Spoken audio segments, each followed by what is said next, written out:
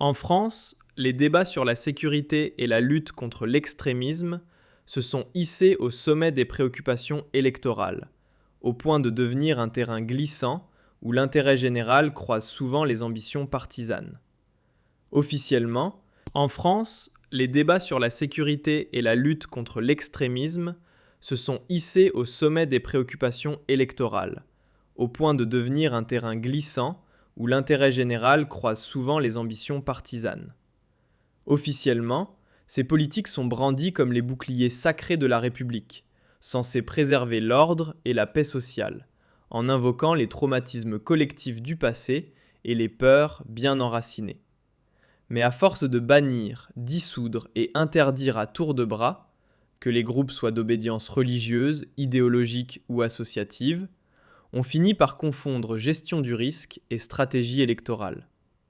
Ce qui relevait autrefois de la sécurité devient aujourd'hui un levier de communication politique, manié avec la précision d'un outil de campagne. Dans cette ambiance où l'angoisse sécuritaire flirte avec les enjeux électoraux, certaines décisions semblent davantage pensées pour séduire les caméras que pour résoudre quoi que ce soit sur le long terme. À droite, on brandit le drapeau de la rigueur comme une preuve de leadership.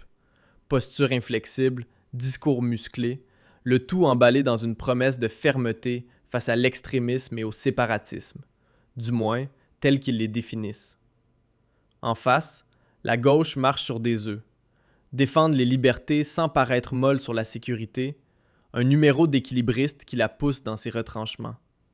Résultat, le débat s'enlise, glissant d'une réflexion sur l'utilité réelle des politiques à un affrontement idéologique où chacun campe sur ses valeurs comme sur des bastions assiégés. Mais derrière chaque décret de dissolution ou chaque interdiction prononcée, une autre bataille se joue, celle des limites du pouvoir. Jusqu'où peut-on aller au nom de l'ordre public? À partir de quand la sécurité devient-elle un prétexte pour faire taire ceux qui dérangent? Certains y voient une protection nécessaire, d'autres un pas dangereux vers la réduction de l'espace civique. Au fond, cette controverse trahit une fissure plus large, celle d'un État qui peine à concilier autorité et liberté, et d'une société qui ne sait plus si elle doit avoir plus peur des menaces extérieures ou des réponses internes qu'on leur oppose. Alors que 2027 s'approche à grands pas, le dossier brûlant de la sécurité s'invite de plus en plus au cœur des manœuvres politiques. Ce qui, autrefois, relevait de la gestion des risques devient désormais une carte stratégique dans le grand jeu électoral. Chaque interdiction, chaque démonstration d'autorité peut se transformer en signal politique, tantôt pour agiter les peurs, tantôt pour jouer les chevaliers blancs de la démocratie. Dans ce théâtre d'ombre, la lutte contre l'extrémisme met en lumière un tiraillement constant entre la volonté de maîtriser à tout prix et celle de préserver les libertés. D'un côté, un État qui resserre son emprise. De l'autre, une société qui surveille jalousement ses acquis démocratiques, de peur de les voir s'effriter sous prétexte de protection. Et cette tension ne pourrait pas mieux tomber pour une échéance présidentielle aussi décisive. L'élection de 2027 ne sera pas une simple formalité électorale. Elle s'inscrit dans une France secouée par des bouleversements sociaux profonds, où les débats sur l'identité, les migrations, la sécurité ou encore les fractures économiques battent leur plein. C'est dans ce décor que la communauté algérienne, bien implantée et influente, s'impose comme un acteur clé. Pas seulement par son poids démographique, mais aussi par son rôle symbolique et culturel dans les dynamiques françaises. Ce n'est plus un électorat passif, c'est un miroir dans lequel se reflètent toutes les contradictions d'un pays en quête de cohérence. D'un point de vue aussi bien numérique qu'influence sociale, la place qu'occupe la communauté algérienne, et plus largement maghrébine, dans la société française ne fait aucun doute. Elle pèse lourd, non seulement en nombre, mais aussi dans les équilibres électoraux. Face à la montée en puissance des discours identitaires et aux appels insistants pour restreindre l'immigration ou compliquer l'accès à la nationalité, les candidats avisés savent qu'ils ne peuvent pas se permettre de l'ignorer. Car oui, ce vivier électoral compte, et pas qu'un peu. Par ailleurs, les crispations entre Paris et Alger, devenues presque rituelles ces dernières années, résonnent fortement dans les engagements et les prises de position de cette communauté. Ce qui se joue dans les coulisses diplomatiques finit toujours, tôt ou tard, par s'inviter dans la vie politique locale. Du côté de l'Assemblée nationale, un représentant issu de la communauté algérienne a clairement mis les pieds dans le plat. Halte à l'instrumentalisation des questions algériennes à des fins électoralistes. Pour lui, il est temps de passer du monologue opportuniste au dialogue constructif, un vrai, centré sur les droits des résidents réguliers et non sur des calculs de campagne.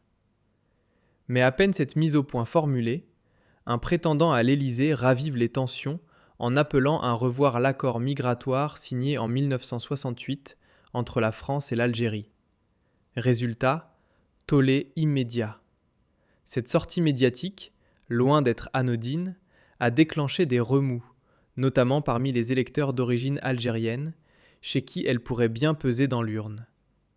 Cela dit, inutile de fantasmer sur un vote algérien, homogène et tout-puissant. La réalité est plus nuancée.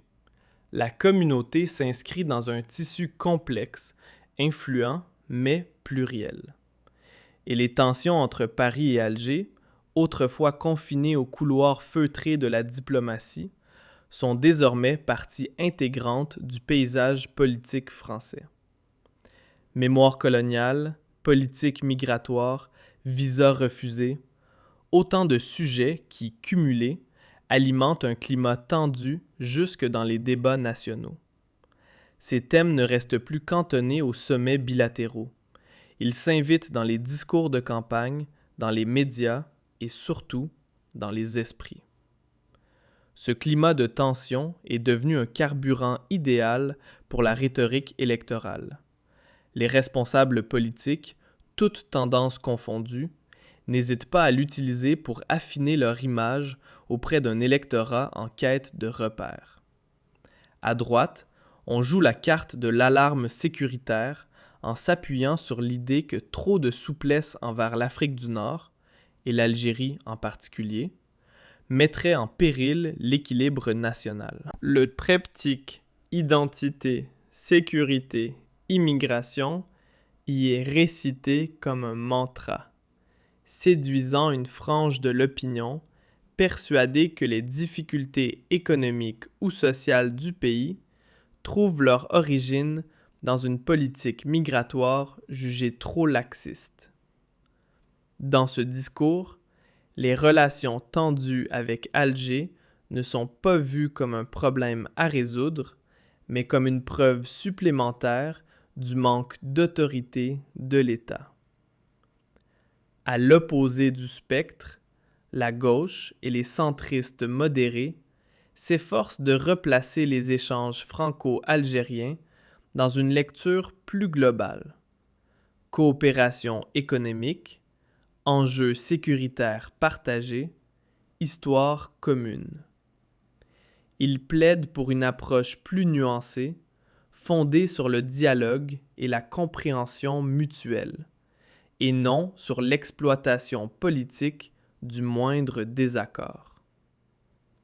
Pendant ce temps, les franco-algériens, devenus malgré eux les figurants d'un théâtre politique auquel ils n'ont rien demandé, pèsent lourd dans les urnes, tout en symbolisant des enjeux bien plus vastes. La France devra-t-elle choisir entre le repli stratégique et l'ouverture maîtrisée envers ses partenaires du Sud? Une question qui dépasse de loin les campagnes, mais qui y revient toujours. Aujourd'hui, les relations entre la France et l'Algérie ne sont plus cantonnées au cercle diplomatique feutré ou aux visites protocolaires. Elles s'immiscent jusque dans les discours de campagne, deviennent un levier stratégique dans la bataille électorale, influencent la manière dont on parle d'immigration, d'identité, de sécurité. Pour les candidats, ces tensions ne sont plus une toile de fond. Elles sont devenues le décor principal. Elles façonnent le regard de l'électorat, redéfinissent les lignes du débat public et s'imposent comme des éléments structurants du récit politique à l'approche de 2027. Ce glissement n'est pas anodin. Il révèle à quel point les douleurs du passé colonial, les crispations liées à l'immigration et les calculs électoraux se sont mêlés dans un cocktail inflammable. On ne parle plus de diplomatie, mais de stratégie électorale. Et plus les élections approchent, plus ce récit devient un champ de bataille symbolique où promesses musclées et discours anxiogènes rivalisent d'intensité. Dans ce contexte saturé, la communauté algérienne en France se retrouve prise entre plusieurs feux. Tantôt acteur social reconnu, tantôt sujet d'analyse politique, parfois même simple pion dans un jeu narratif qui la dépasse. Ce flou autour de son statut en dit long sur les difficultés de la France à regarder en face sa mémoire, sa diversité et sa position dans l'espace méditerranéen. Plus le débat public reste prisonnier des émotions, et moins il laisse place à une réflexion sereine sur ces sujets sensibles, plus on court le risque de voir ces questions complexes réduites à de simples punchlines de campagne. À force de slogans simplistes, on alimente les fractures au lieu de construire des ponts. Le vrai défi dépasse largement les urnes de 2027. Il repose sur la capacité de la classe politique française à ne pas mêler querelles internationales et tensions internes, et à bâtir une relation avec l'Algérie sur des bases solides, celles du respect mutuel, de l'équité, et non d'un calcul opportuniste à court terme. Ce n'est qu'en transformant ces tensions électorales en levier de dialogue que la France pourra réellement renforcer sa stabilité politique et sociale. Car la politique, au fond, devrait servir à éteindre les incendies, pas à y jeter de l'huile. Si cette analyse vous a parlé, n'hésitez pas à vous abonner pour ne rien manquer des prochaines vidéos. Activez la cloche pour rester informé, laissez votre avis en commentaire.